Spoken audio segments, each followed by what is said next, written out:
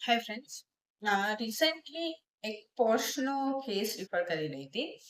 So basically company ખૂબ જ નાના પાયે હતી એન્ડ એચઆર પણ ખૂબ જ નવા હતા.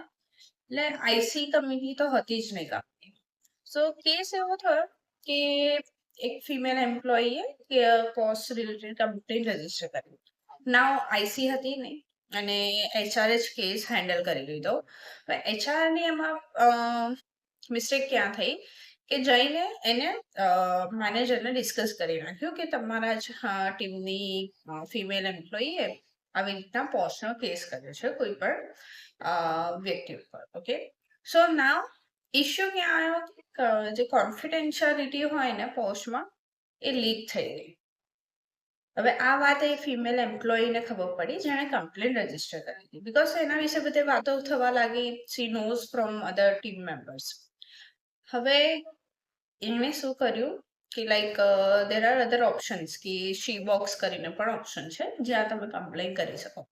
સો એણે ત્યાં જઈને કમ્પ્લેન કરી હતી. કંપનીને એક બહુ મોટી લીગલ ટ્રબલમાં મૂકી દીધી. So what is the important thing in terms of the HR કે જ્યારે તમે કોઈ પણ મિસ્ટેક કે લાઈક કોઈ પણ કમ્પ્લેન ટેકન ઓવર કરતા હોય કે if it's related to the post, ક્યારેય તમે એમાં વચ્ચે ના પડતા. It's only and only IC committee and external member જે હેન્ડલ કરી શકે છે. નાવ થિંગ ઇઝ કે કોન્ફિડેન્શિયાલિટી એટલી ખૂબ જ હોય છે આમાં.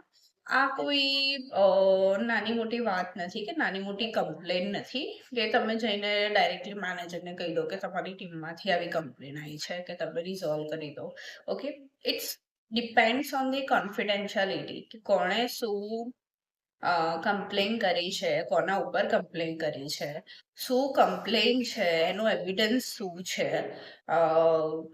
કમ્પ્લેન રિટર્નમાં છે કે નથી, બધું જ ચેક કરવામાં આવે છે. બરાબર, કંપની ખૂબ મોટી લીગલ ટ્રબલમાં પડી ગઈ. સો આ એક જાણવા જેવી વસ્તુ છે કે જ્યારે બી કોઈ બી કમ્પ્લેન હેન્ડલ કરો તો એઝ એન એચઆર પોસ્ટના કેસમાં તો કોઈ દિવસ તમે એન્ટર ના થતા.